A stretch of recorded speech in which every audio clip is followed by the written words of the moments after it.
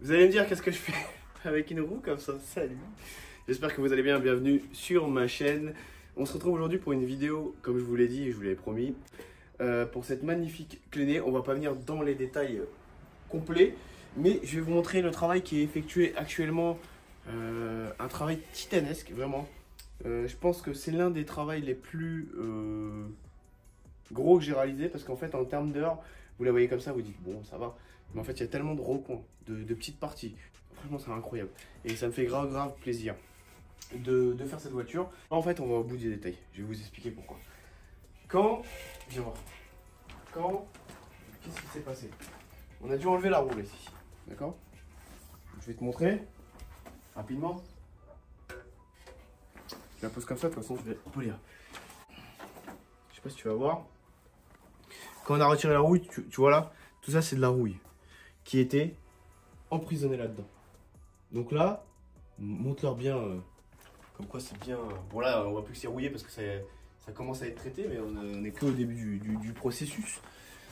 Pareil, il y a des petites jonctions ici.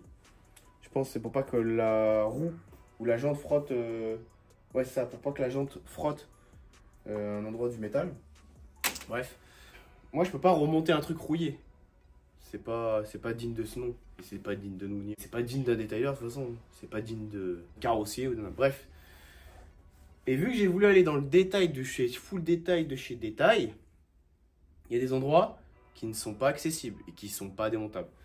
Là, tout ce qui est parti en bois ont été bons d'excès. Je vais vous montrer les avant-après en photo. Si je l'ai pas pris en vidéo, ça sera pas le RS3.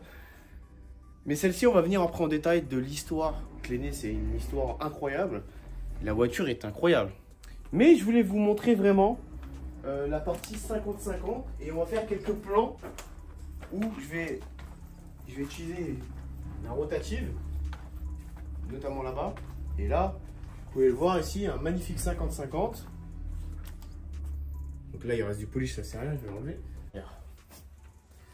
Donc ça, c'est un noir très opaque. Donc là, c'est normal, on est en train de faire une retouche. Voilà. Tout ce qui est ici, ça a blanchi. C'est pas nous qui les avons blanchis, hein. C'était déjà une demande du client. Donc nous, on va tout ça nettoyer. Il nous reste 2-3 détails à faire. C'est pour ça que je vous les ai laissés pour la vidéo. Donc là, notamment, on va venir sur l'arrière pour faire le détail ici. Comme tu peux voir, entre là et là, il y a une sacrée différence quand même déjà. Et là, c'est pas fini à 100%. Hein. Tu vois que c'est bien rayé et là, c'est beaucoup moins rayé. Tu as des parties, on va pas se le cacher. Moi, avec la petite ici, j'ai pas réussi à... En fait, le vernis derrière est très dur. On a passé genre plus d'une journée juste pour l'arrière et c'est pas fini, tu vois. Donc là, on va faire ces petits plans ensemble, entre nous. Et je vais vous montrer que dans le detailing, tout n'est pas facile. C'est ça que je voulais vraiment vous le dire. Vous pensez que tout est facile dans le detailing, que c'est de la branlette. Ce n'est pas de la branlette. En fait, je vous dis ça sert à rien, je vous dis ça parce que si vous me regardez, c'est que vous pensez que c'est pas de la branlette. Et c'est pas de la branlette. Parce que il y a énormément d'étapes, il y a énormément de choses à faire dans le detailing. Et ça me fait plaisir et je suis heureux à chaque fois de vous montrer des voitures différentes. Et c'est pas une voiture que vous allez voir au coin de votre rue ou quoi que ce soit. Même moi, j'en avais jamais vu. Pourtant, des voitures, j'en ai vu beaucoup, humblement parlant. Mais là, celle-là, ce modèle-là, j'avais jamais vu. Donc, on se retrouve directement pour faire cette partie et la partie là-bas.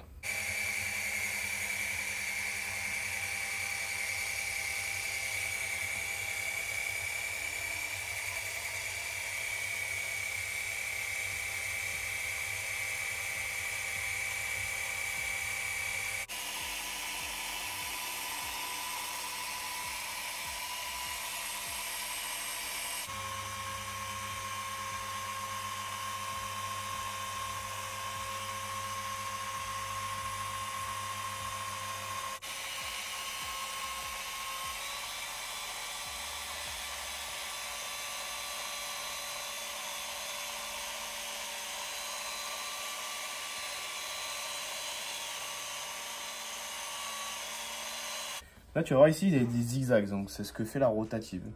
Finir à la rotative, c'est très compliqué. J'y arrive, mais ça prend un peu plus de temps. Alors, je sais pas si tu vas le voir en vidéo, je pense pas. La rotative te donne un cut vraiment plus profond. Je sais pas comment t'expliquer. Ça cut vraiment plus le vernis qu'une roto orbitale. Tu veux le voir ici, qui est quasi fini, il y a quasi plus de défauts. Il reste bien sûr un gros finition, mais tu sais les grosses rayures qu'il y avait là, comme celle-là. Je sais pas si tu les vois là, la caméra. Ici. Là. Tout ça. Bah là, tu vois, ici, elle est quasi plus visible, tu vois. Et c'était les mêmes rayures. Il reste bien sûr, je vais repasser en roto orbital. Là, je vais aller un peu plus loin ici. Mais tu vois, c'est quoi la différence avec une roto orbitale où tu vas galérer beaucoup plus? Moi, j'adore travailler à la rota. 80% des détailleurs n'aiment pas parce que c'est un risque. Mais j'aime prendre ce risque. Après, est-ce que c'est parce que tu m'aurais dit au tout début, j'aurais pas fait ça. Mais là, ça fait un moment que je fais ça, donc j'ai une expérience même agréable de travailler à la rotative. Donc là, ce qu'on va faire, c'est que je vais faire une petite partie ici. Et après, on va faire le capot. Donc là, on est sur une rotative aussi, pareil. Parce que j'adore les rotas. Commencez pas à me dire, il y a le bois sur le côté, c'est du fer. Donc celle-là, elle a vécu de longs moments. Je l'ai depuis un moment.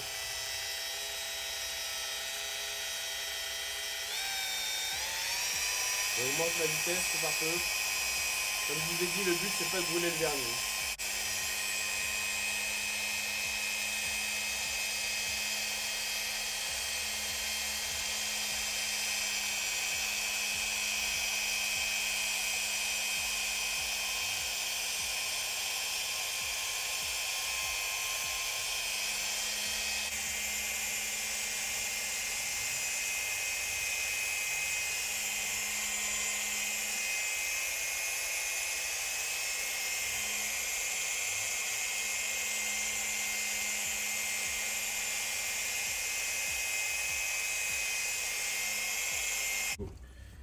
Donc là, la phase de polissage est bouclette.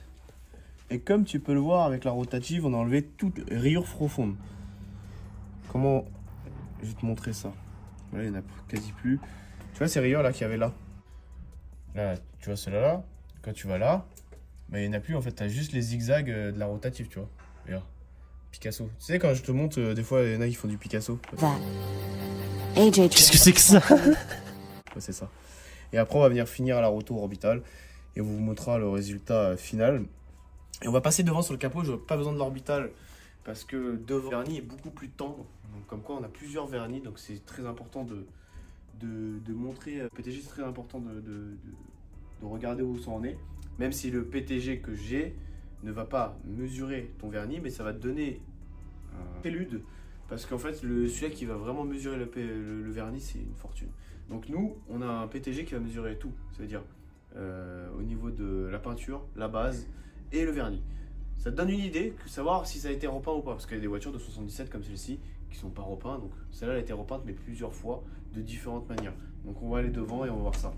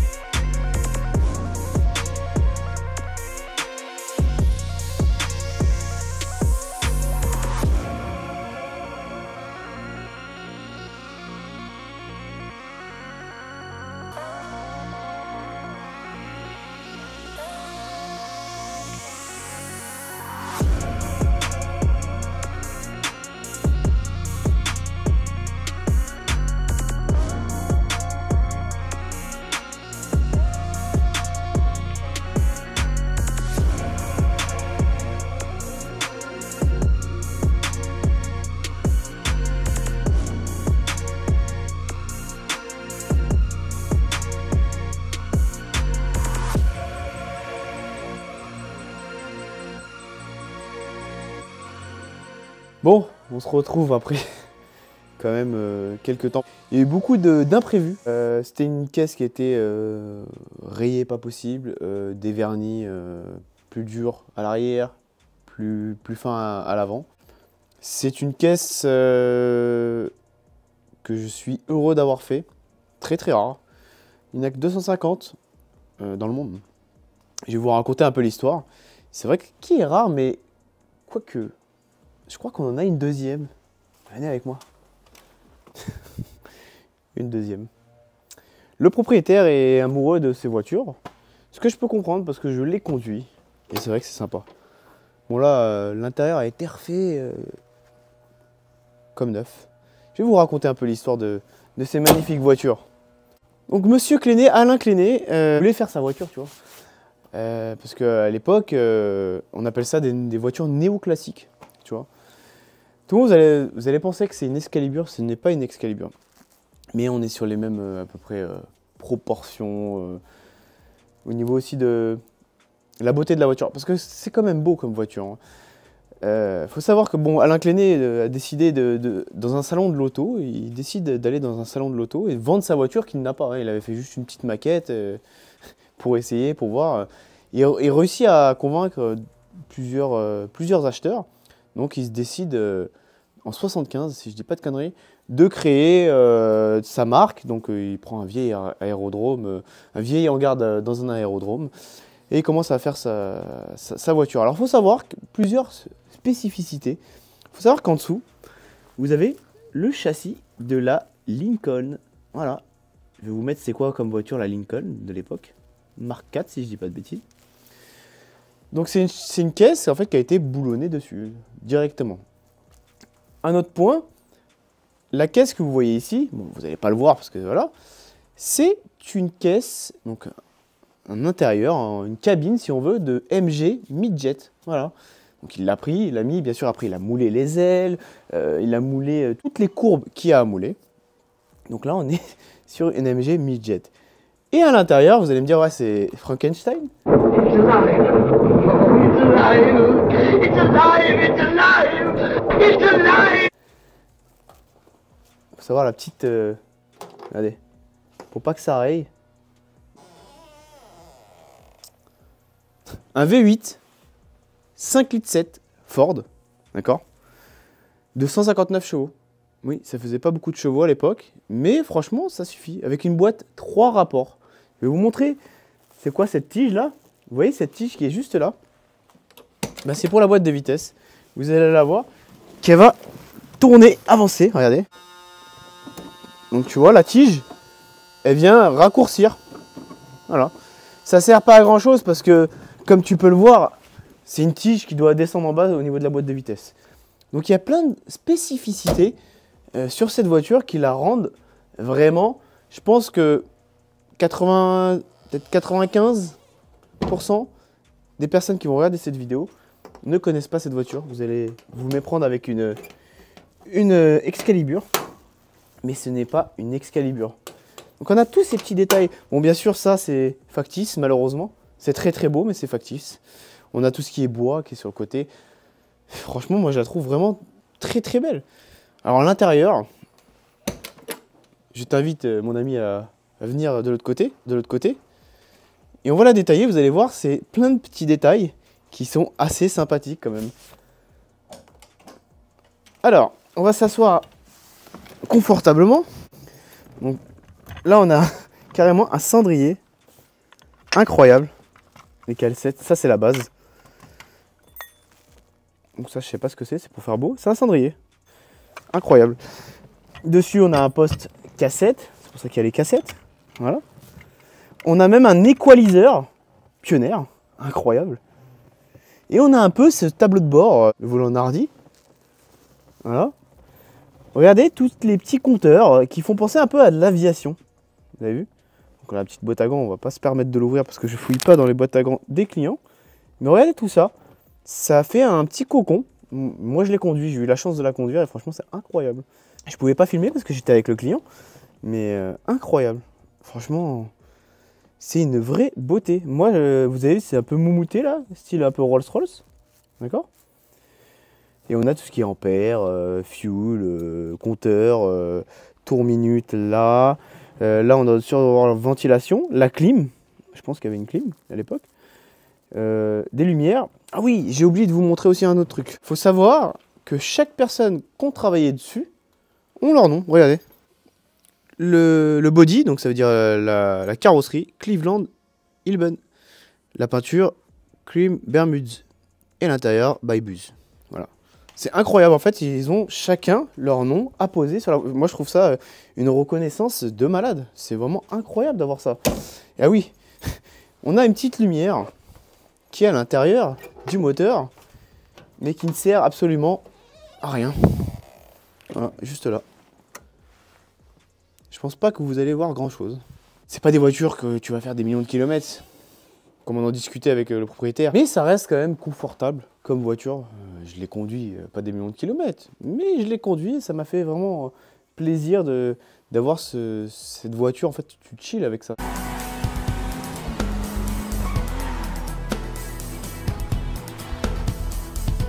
Tu vas pas commencer à vouloir accélérer comme un malade. Tu sais, c'est un ancien bloc. C'est vraiment très classieux. Il faut savoir que les stars d'Hollywood en ont eu quelques-unes aussi. Je ne sais pas qui vous dire, mais tu sais, dans les années 80. Donc Ronald Reagan va en parler. Je pense que c'est via son chargé de communication. Et il va dire que c'est la voiture du centenaire de l'industrie automobile. Il a été fort quand même au niveau communication à faire dire à un président des États-Unis quand même que cette voiture-là... Après, ça fait très américain, hein, comme on peut voir ici. Même si c'est un Français qui l'a fait, c'était très américain. Hein. C'est... Moi, je trouve ça quand même assez sympathique. Bon, je vais vous la démarrer quand même. Vous allez voir que ça fait pas beaucoup de bruit. Mais ça me fait grave plaisir de vous avoir présenté cette magnifique. Donc ça, c'est pour dire qu'il y a la clé. Voilà. Donc ça fait pas beaucoup de bruit, regardez. Ah, c'est capricieux, attention.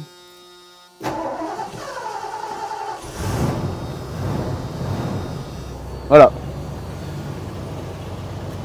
Faut savoir que ça m'a noirci. Voilà, directement. Mais bon, c'est comme ça, on va les nettoyer. Vous avez vu, ça fait pas beaucoup de bruit. On a un klaxon de train.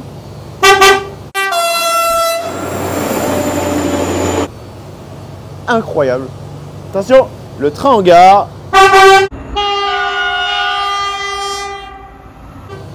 T'as vu comment ça crie?